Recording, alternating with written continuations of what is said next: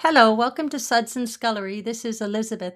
Today I'm going to be rendering kidney suet to make tallow. I have rendered suet before, but in the past it usually comes in tidy little packages like this. On this occasion I went to a different butcher, and when I went to pick it up, this is what I got. I tried to weigh it before I started chopping it up, but my soaping scale just couldn't handle it, so I gave that up. So I'm going to hack away at this massive lump of fat and see what I can find. This suet comes from around the kidneys and the loins of the cow. It's a hard white fat and it has a high melting point, has a really clean flavor. It's used in cooking, baking, skincare, salves, candles, lamp oil, leather polish, furniture polish, and 100 uses besides.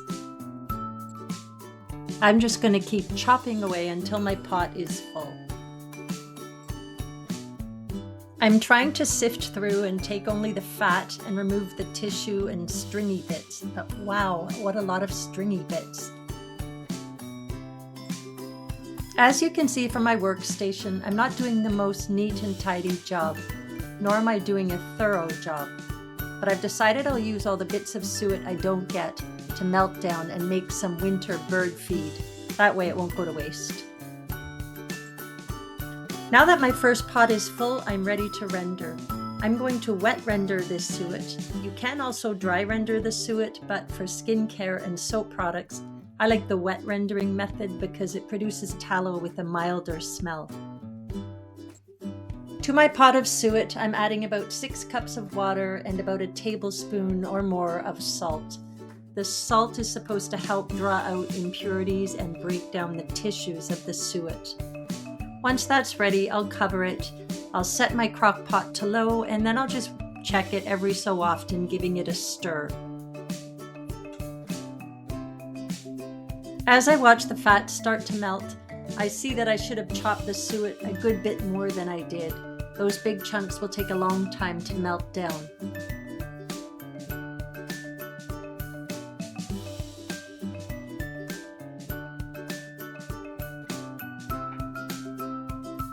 The suet has been melting for about 10 hours now in the crock pot, so I'm going to leave it on warm overnight to finish, and in the morning I'll strain it and then I'll start the second batch. I'm going to strain the fat now and I'm going to leave it to cool.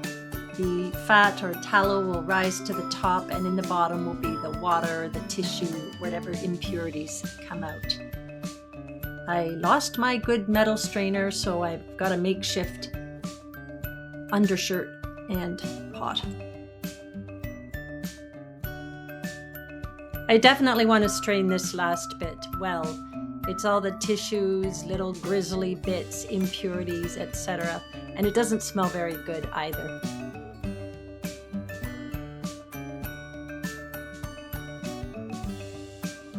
I'm going to cover this now and leave it to cool overnight.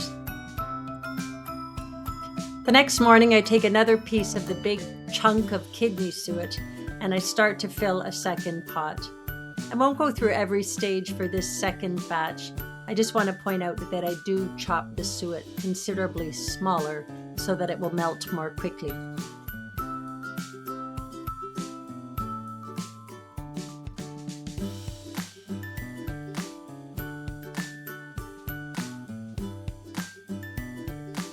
Like I did with the first batch, I'll wait till the fat is all melted, then I'll strain it and I'll cover it and I'll leave it to cool.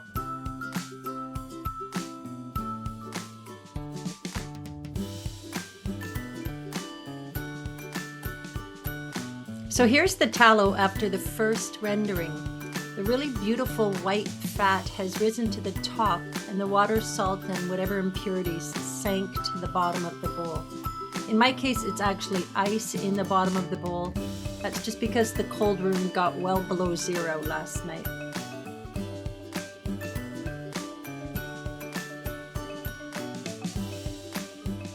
I will scrape off both cakes of tallow, get them white, and then I'll add them to a clean pot with some more water and salt and render a second time.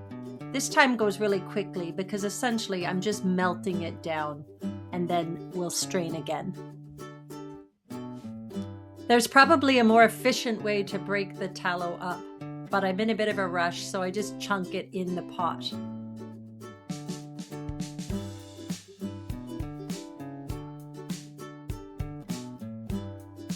I add some more water and salt, and then I'll heat it on low until it's thoroughly melted.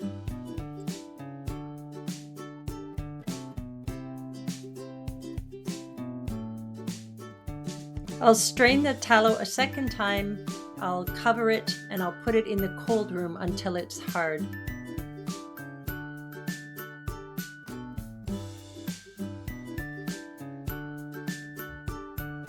And here it is after the second rendering. It's really beautiful and white, clean and solid. The water is quite clear and there is very little brown on the bottom of the tallow cake. So I think I'm just going to clean it up, melt it, and pour it for storage. Sometimes I might render it a third time if I thought it was necessary, but this looks quite good and ready to go. While the tallow is melting, getting ready to pour, I'm going to put some 500 ml canning jars in the oven. I'll just warm them up at about 170 degrees. That's as low as my oven will go to prep them for the hot tallow. So that's about it. I'm going to pour the hot tallow into the hot jars. I'll wipe the rim with a bit of vinegar and put the lid on. These are shelf stable, but I plan to use them up pretty quickly to make soap, so I'm not too worried about sealing them. Probably would have been better to use oven mitts here. The jars are pretty hot, but I'm so close to done, I just want to wrap it up. I only used about half of the big chunk of suet. I put the rest in the freezer for another time. That was a bigger project than I anticipated, starting with the entire chunk of kidney suet.